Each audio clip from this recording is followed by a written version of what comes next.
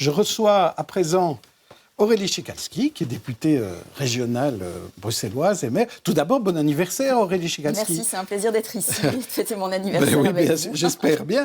Mais vous avez entendu, j'ai parlé de ceux qui quittaient la politique. Vous êtes jeune. Quel âge avez-vous ? J'ai 39 ans. Voilà, donc bon anniversaire, je le répète. Combien de mandats comptez-vous faire ? Est-ce que vous comptez faire de la politique jusqu'à vos 72 ans ? Non, je ne ferai pas de la politique toute ma vie. Il y a plein de choses qui me passionnent.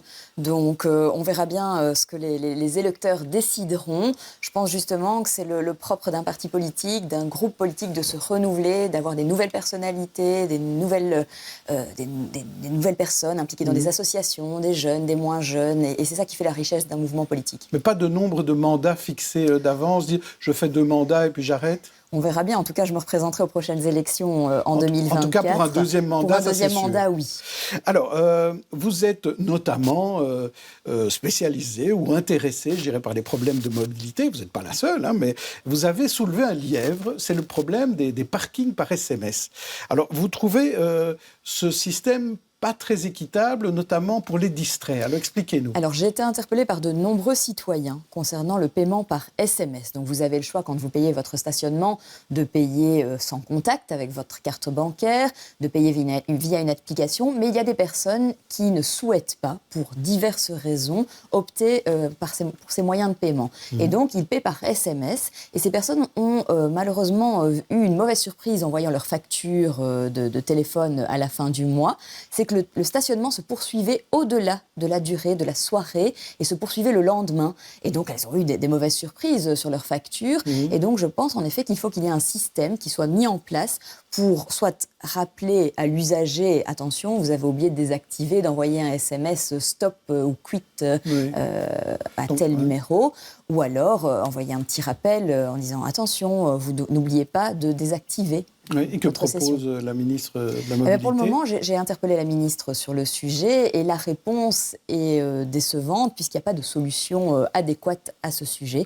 Donc je pense qu'elle devrait travailler avec les opérateurs pour trouver un moyen de rappeler aux usagers de faire le nécessaire. Donc un envoi de SMS, par exemple, ça pourrait être la solution. Ouais. Est-ce que ce ne serait pas aussi plus simple si on avait des mêmes systèmes de parking partout ?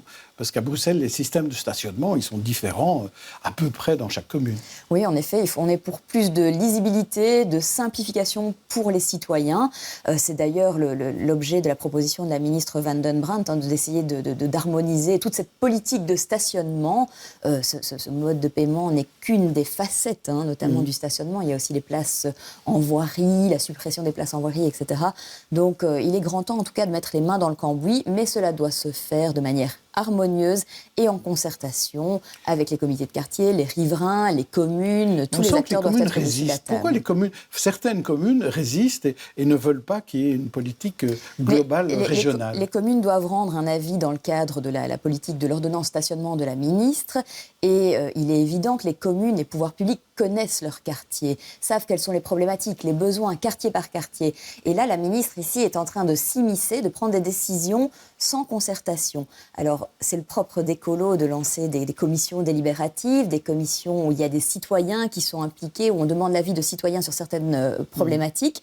Mais je pense qu'ici, ça pourrait être opportun, justement, sur la politique de stationnement, de demander l'avis des Bruxellois là-dessus, plutôt que sur des sujets qui sont plus annexes, connexes ou de moindre importance. Oui, mais demander l'avis des Bruxellois, mais pour avoir une politique qui est quand même générale sur l'ensemble de la région, ou pour avoir des politiques différentes en fonction des communes et des quartiers ? Ce que le mouvement réformateur, avec mes collègues, demande depuis longtemps, bien avant, déjà sous la précédente législature, mais également dans notre programme électoral, c'est un cadastre des besoins quartier par quartier. Ce n'est que comme ça qu'on pourra vraiment objectiver le débat sur la politique de stationnement, sur la suppression de places ou sur l'ajout de places, la compensation de places hors voirie, etc. Tout ce qui compte ici, c'est une meilleure qualité de vie. Il y a des personnes qui ne peuvent pas se passer de voiture. Il y a des personnes qui ont du mal à boucler leur fin de mois parce que louer un emplacement de parking, c'est cher. Donc il faut vraiment objectiver ce débat et ce qu'on demande au mouvement réformateur depuis déjà bien longtemps, c'est un cadastre des besoins. Alors, ce matin, dans la capitale, votre collègue, Charlotte Dursel, demande une fusion de 3 terminus de bus à la gare du Midi pour en faire une gare de bus, une seule. On s'est rendu compte en fait que Tech de Leyne, Stib et même des bus privés sont à des endroits différents. On en perd son latin. Et c'est vrai que quand on est un usager, que ce soit un Bruxellois, un navetteur ou un touriste qui arrive à Bruxelles, il doit regarder où il doit aller, où il doit prendre son bus, etc. Donc ce n'est qu'en simplifiant les choses, quand il y ait plus de lisibilité, que les citoyens pourront s'y retrouver. Et donc, c'est vrai qu'on ne sait pas si on doit aller à tel endroit ou à tel autre endroit. Parfois, on est un petit peu perdu. Mais il y avait un projet qui existait à la gare du Midi déjà, de faire une gare de bus. On attend ce projet, on attend cette réforme, ce plan d'aménagement directeur pour tout le pôle autour de la gare de Bruxelles-Midi. C'est un peu triste, en effet, quand on est à la gare de Bruxelles-Midi, de se dire, voilà, on arrive dans la capitale de l'Europe, et puis c'est le bordel, en fait. Quand il y a les taxis à tel endroit, il y a les bus, on ne sait pas où on doit prendre son bus. Donc il faut vraiment un effort de lisibilité, de simplification qui doit être fait pour les citoyens. Est-ce qu'on n'a pas un problème un peu général sur l'accès aux gares, gare du Midi ou gare du Nord? Bon là, on sait que ça va changer, mais au niveau propreté, au niveau sécurité, lisibilité, vous disiez, c'est pas ce qu'il y a de mieux. Quand un touriste arrive à Bruxelles, est-ce que l'image est bonne? L'image n'est pas bonne et je le regrette, je le déplore parce que moi je suis bruxelloise, je suis fière de ma région, mais malheureusement force est de constater que quand on est par exemple une jeune femme comme moi, on n'est pas à l'aise en prenant les transports en commun au-delà d'une certaine heure parce qu'il y a des problèmes d'insécurité, il y a des personnes qui malheureusement se shootent à la vue de toutes et tous à la sortie d'une gare, dans un parking, etc. Donc vraiment il y a un effort global à faire et nous déplorons cela depuis l'opposition, depuis les bancs d'opposition au Parlement régional. Mais justement, on a l'impression que communes, régions et fédérales se renvoient la balle sur ces dossiers-là, sur d'autres aussi, enfin notamment sur celui-là. Qui doit prendre la main et qui doit agir pour vous ? Mais tout le monde doit se mettre autour de la table en matière de politique de mobilité, politique de stationnement. Il faut justement aller toutes et tous dans la même direction, au-delà des clivages politiques, gauche, droite, majorité, opposition. Si on veut demander aux usagers de moins utiliser leur voiture pour des raisons d'amélioration de la qualité de vie, etc., il faut proposer une offre de transport en commun qui soit rapide, sûre, efficace, pouvoir circuler à n'importe quelle heure du jour et de la nuit à Bruxelles. On le voit bien, il y a par exemple l'offre de transport est peu utilisée pour les travailleurs qui ont des horaires décalés. Mais pourquoi ? C'est parce que c'est pas super desservi, on ne se sent pas en sécurité. Donc c'est le rôle des pouvoirs publics, communaux, régionaux, de travailler main dans la main et d'aller dans la même direction pour justement plus d'efficacité. Ça fait un peu vœu pieux, tout le monde est d'accord sur le principe, mais on a l'impression que ça ne démarre pas. Oui, c'est peut-être un vœu pieux, comme vous le dites, mais moi j'en ai marre. J'ai 39 ans, j'approche de la quarantaine, il y a des enfants, des amis ont des jeunes enfants, ils aimeraient bien que leurs enfants prennent des transports en commun et soient rassurés que leurs enfants circulent d'un point A à un point B à n'importe quelle heure. À un moment donné, il faut mettre les mains dans le cambouis, il faut avancer. Parce que sinon, après, le gouvernement actuel bruxellois met la charrue avant les bœufs. On pénalise les usagers plutôt que de proposer des alternatives crédibles. À un moment donné, mettons le paquet, avançons, déployons le métro, avançons dans le déploiement des bornes de recharge pour les véhicules électriques. Le financement du métro est compliqué, il prend du temps, beaucoup de gens s'y opposent maintenant. Oui, mais il faut des projets d'envergure à un moment donné. La capacité d'un métro, on sait mettre plus de personnes dans un métro que dans un tram ou dans un bus. La capacité d'un métro est aussi plus rapide qu'un bus ou qu'un tram.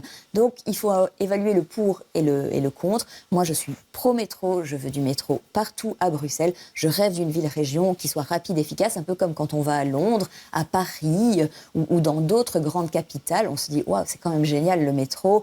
J'ai pu circuler rapidement, efficacement, et en fait, on n'a pas besoin de sa voiture. Alors, j'ai lu sur les réseaux sociaux que certains Uclois, notamment, demandaient que l'avenue de Frey ne s'appelle plus avenue de Frey, mais qu'elle s'appelle avenue de l'Ukraine, parce qu'avenue de Frey, il y a un bâtiment important, c'est l'ambassade de Russie. Oui. Alors, qu'est-ce qu'en pense l'Ucloise? Donc, j'ai été aussi interpellée, comme vous avez vu passer des publications là-dessus, mais l'ambassade est déjà très grande en termes de volume, etc. Il y a plusieurs entrées. Il n'y a pas que l'avenue de Frey qui permet l'accessibilité à l'ambassade de Russie. C'est une mesure qui est pour moi symbolique Et c'est pas ça qui va faire revenir la paix dans la région, aider les Ukrainiens qui sont en train de fuir leur pays, les jeunes mamans, les grands-mères qui fuient le pays. Non, ça va pas résoudre les choses, c'est une mesure symbolique. Quand vous changez le nom d'une rue, c'est comme un changement d'adresse.